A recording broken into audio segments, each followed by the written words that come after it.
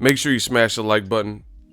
Also subscribe to the channel for the latest and greatest in boxing. If you want to become part of the gang notification gang, please hit the bell icon. Shout out to Sky Sports, link in the description. Dillian Whyte, it says Whyte's way to beat Ruiz Jr. So he's, I'm gonna go over what he's saying and then I'll give some more my thoughts. I thought this was interesting. It said Whyte versus Ruiz. Dillian Whyte reveals how he would defeat Andy Ruiz Jr. Dillian Whyte watched with interest as Andy Ruiz Jr. shocked Anthony Joshua and has revealed how he would conquer the new unified heavyweight champion. The body snatcher is preparing for a high-stakes clash against Oscar Ruiz July 20th.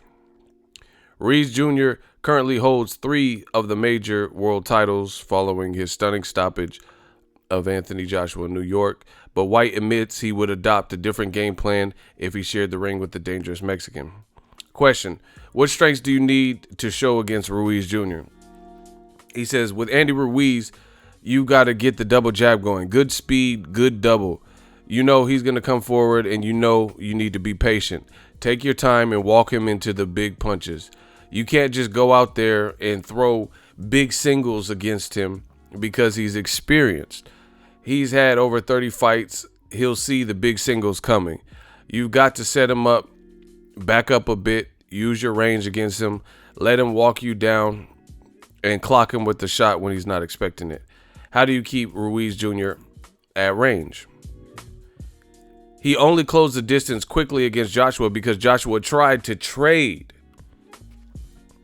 Listen, you don't go into a fight and start trading with someone shorter than you with quick hands straight away like that. No, you've got to try and get yourself going. Be a bit patient. You might not win the first 1 or 2. It's Joshua's thing.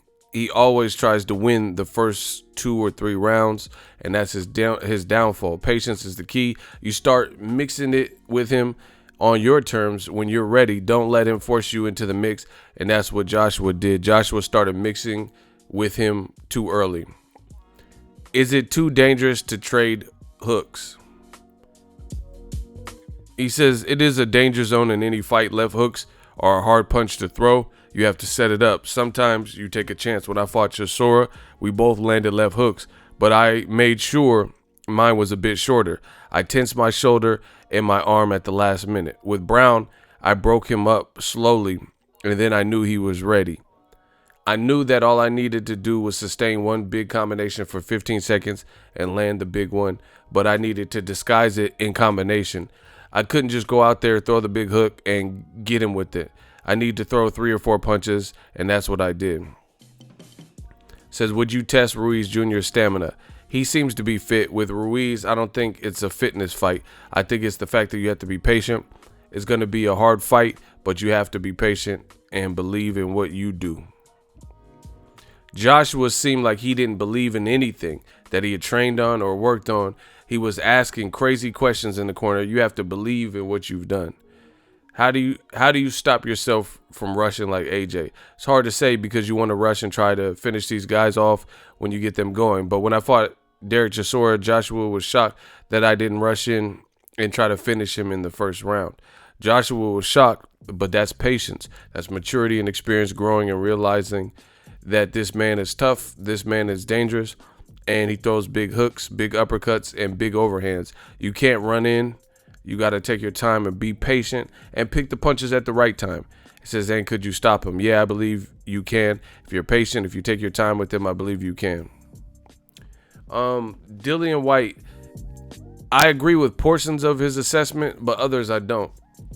Like, I agree with you got to believe in yourself, those types of things. I believe in what he's saying because I've said the same thing about you're the tall person. You have to control the ring generalship in the real estate. You're that tall and you're letting Ruiz in your chest and he has the shorter shot. So I believe that I agree with what Dillian Whyte's saying, but the way he's depicting Joshua's game plan, to me, Joshua fought spooky. Joshua fought kind of scary. Like, he looked like he was out of it the whole time. Like, the moment, the bright lights, Madison Square, he looked weirded out. He looked like he was checked out. And this is not an excuse. I'm just telling you what I seen. And as a result, if you look at the first couple of rounds, he was off to a slow start. So Dillian Whyte's making it sound like he was just coming in aggressive, but I didn't really see that. I didn't see Joshua being aggressive. I seen Joshua being timid and gun shy. And then about the third round, he gained a little bit, maybe got some of the jitters out, and then he released a nasty combination. Whop, whop. He uppercutted Ruiz, chin checked him, and then hooked him. And then that point, he got overzealous right after that. But if you look at the first 2 rounds, Joshua he had a lazy jab. He looked skittish. He looked like, like he was trying to keep his space, like almost like someone who didn't know how to fight, even though we know he knows how to fight. You get what I'm saying? So I don't agree. I don't think Joshua came out where he was like super aggressive and he got caught in the mix. He got caught in the sauce after he hurt. That was all the way in the 3rd round. But Joshua had a slow start. Dillian Whyte keeps saying in this interview, he's saying that Joshua's downfall is he tries to win the first 2-3 rounds. I didn't see that. I didn't think Joshua won the first 2 rounds. And he definitely didn't win the 3rd round because he got knocked down. He could have won the round, but he started getting caught. So my assessment's a little bit different than Dillian Whyte. I don't think that Joshua was even winning the fight. I struggle to give Joshua really any rounds in that fight, to be honest. But in the first couple of rounds, he was definitely timid and he almost looked gun shy, like as if Andy Ruiz had did something, like he was weary of the hand speed or he didn't want to beat. I don't know what was going on. But I didn't see Joshua looking confident and he just got caught. Like, that's more so the description from Dillian Whyte reminds me of like Manny Pacquiao versus Juan Manuel Marquez. Like, he got aggressive and started banging his hands together and shit and jumping in. That's that. But Joshua, this is what I think happened. This is just my opinion.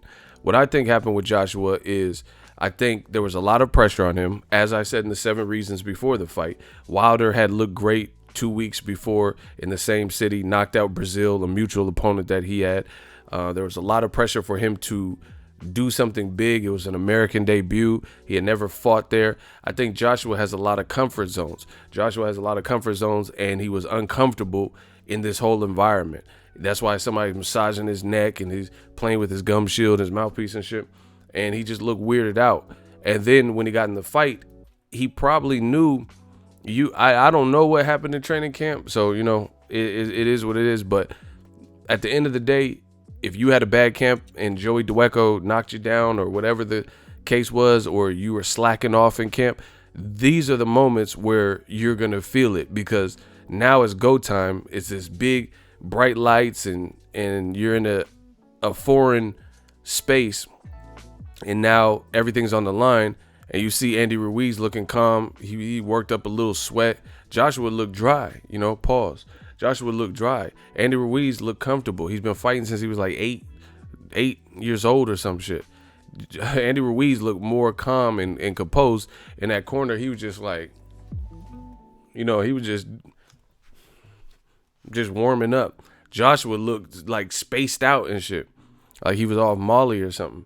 So I think it was at this moment that Joshua realized that he wasn't ready for this. He wasn't ready. I don't know what happened in training camp. I don't know if he had prepared. I don't know what happened with the panic attack, but something in his mind told him that, this was all too much too quick. So he fought scary, like he was a big man. And because the reason that I observed all this stuff is because it almost looks weird seeing a 6'6" big ass Anthony Joshua, and he's like, like looking skittish and looking like he don't want to commit to his punches. Like, he must have been watching tape on Andy Ruiz and seeing the hand speed. I don't know if you watched my 7 reasons, but he looked spooked. But anyway, then he looked like he kind of didn't want to be there, spaced out, blah, blah, blah.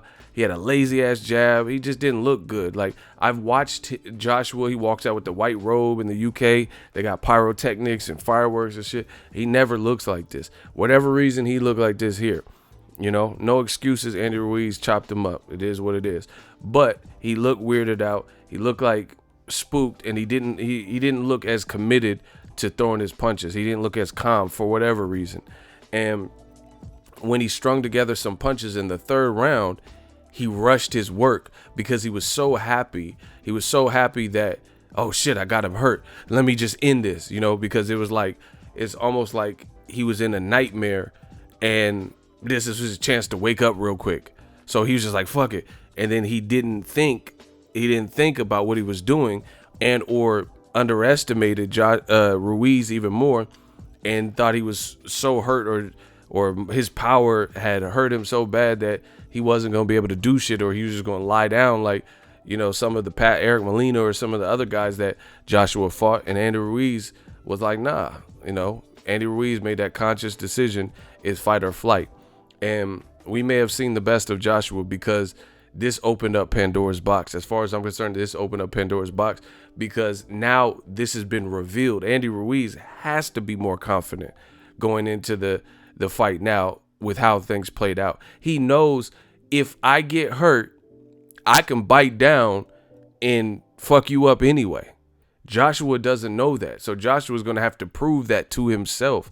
So that creates doubt, because now you have to prove something to yourself internally. Andy Ruiz did his proving. You know, he already did the proving. He got dropped hard as fuck with a beautiful combination of two-piece. Then he got back up and was like, yeah, okay, I'm good. Shook off the cobwebs and went to war. So I differ in opinion with Dillian Whyte. And you know, the other thing is this: I like Dillian Whyte, but Dillian Whyte's doing a lot of interviews and a lot of talking about like beating Andy Ruiz, and Wilder's crying to the WBC, begging for mercy. And he got a big fight with Oscar Rivas. Like, you know, he's putting a lot of pressure on himself. He's going to have to look good versus Oscar Rivas, because all this stuff he's doing and talking about Ruiz and Wilder and Tyson Fury and AJ, and, you know, speculations and, you know, just insults, and Usyk and the WBO and WBC, he got a big fight. You know, he got a big fight. I don't know how big, massive, colossal, but it's a challenging fight. You get what I'm saying? So I can't wait for this Oscar Rivas fight, because Dillian Whyte seems very vocal about everything. And, you know, and I see clips and stuff. He looks like he's training, but I don't know. He just seems a bit more out there. And I think this is part of the UK. The part of the UK, I think, because Joshua's the cash cow, and then he gets knocked off. Now the UK want to interview Dillian Whyte a whole lot more, talk sport and Sky Sports and all the sports. And, you know, now all of a sudden, since Joshua got knocked off and Dillian Whyte's cool and accessible, now all of a sudden people want Dillian Whyte's opinion more and more and more. You see how they're so quick to replace you?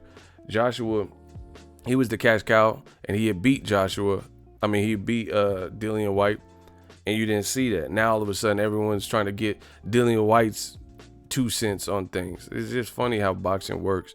You know, stay loyal to the soil. And as far as the beating Andy Ruiz, I don't know. Dillian Whyte would have to fight him, but first he got to fight Oscar Rivas, you know, to see what he could do, because he's talking about beating Andy Ruiz, but he didn't even beat Joshua either. You know what I'm saying? Andy Ruiz beat Joshua, and he lost to Joshua by knockout, and Andy Ruiz stopped him. So, you know, I think Dillian Whyte should probably focus on his upcoming task and then do some of these interviews. Just my 2 cents. Because if he's bugging out about the mandatory, him and Eddie Hearn, and threatening to sue, if he lose or looks bad, it's going to look bad. I'm telling you, new media. Let me know what you guys think. Link in the description. We working. So if you enjoyed this video and want more content like this on the channel, you can show your appreciation by going to the PayPal donate button or the YouTube support button, and you can donate any amount that you feel is equivalent to the value of this video. Much more to come. Thank you guys for your support. Boxing Ego, the future of boxing.